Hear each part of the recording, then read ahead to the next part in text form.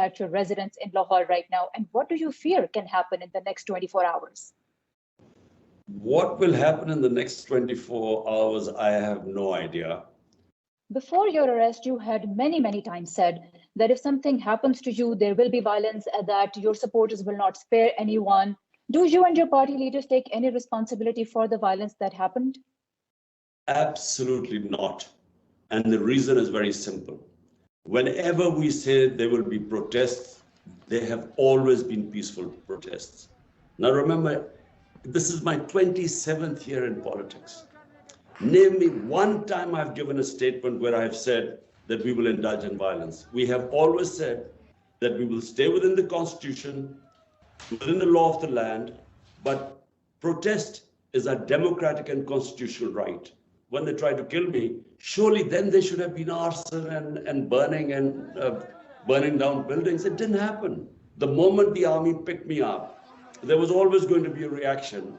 Or when they abducted me, proved by the Supreme Court that it was abduction, unlawful, there was always going to be a reaction. You have used aggressive language many times, saying things like, I will hang these thieves upside down. Don't you think that when these kind of statements come from a leader, that they create a sense of not just anger, but also a sense of entitlement, that if we're angry and we're upset, we are entitled to go out and do whatever we want to express that anger?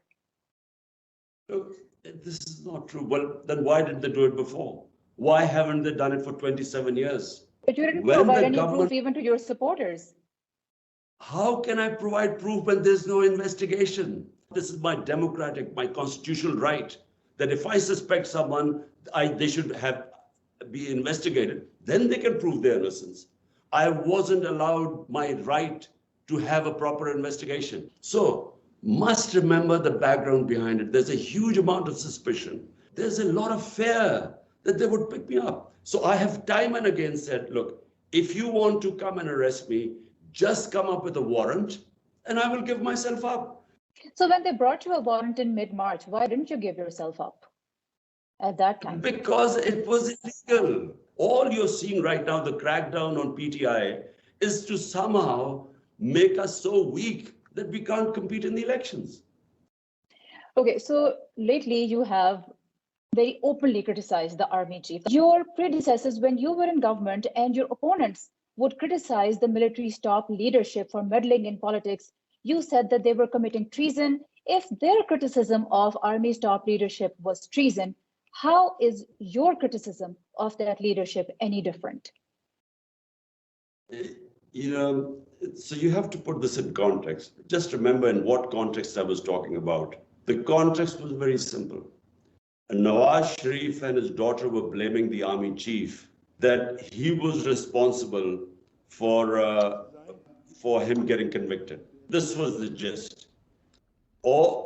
Everyone should know it was a 2 years case in the Supreme Court, and then there was a joint investigation committee which found him guilty. So all I was saying is that, just because he was convicted by the Supreme Court, he was blaming the judges and the army chief.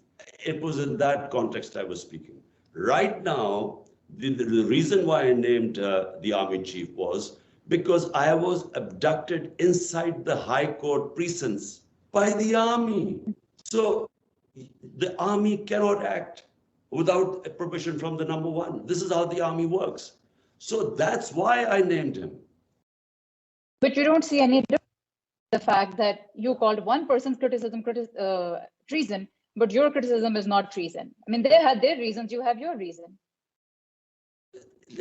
You can't compare the two. I mean, to have someone unlawfully abducted confirmed by the Supreme Court. The Supreme Court called my abduction unlawful. So how can you compare that? The same Supreme Court finds the other person, Nawaz, guilty after 2 years. Remember, it was 2 years investigation that took place. This is what we call moral equivalence. By actually equating two different things, you actually make them equal.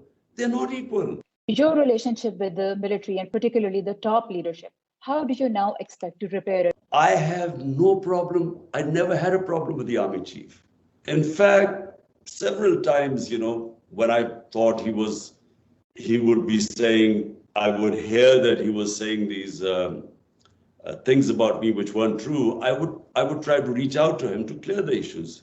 But the problem is from his side. It's not from my side.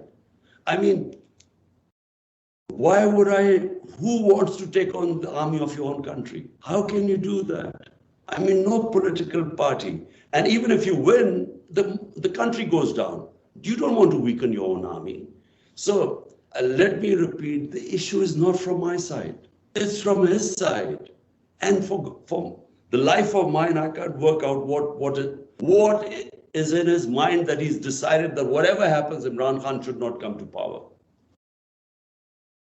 Former Prime Minister of Pakistan, Imran Khan, thank you very much for speaking with Voice of America. Thank you. Thank you.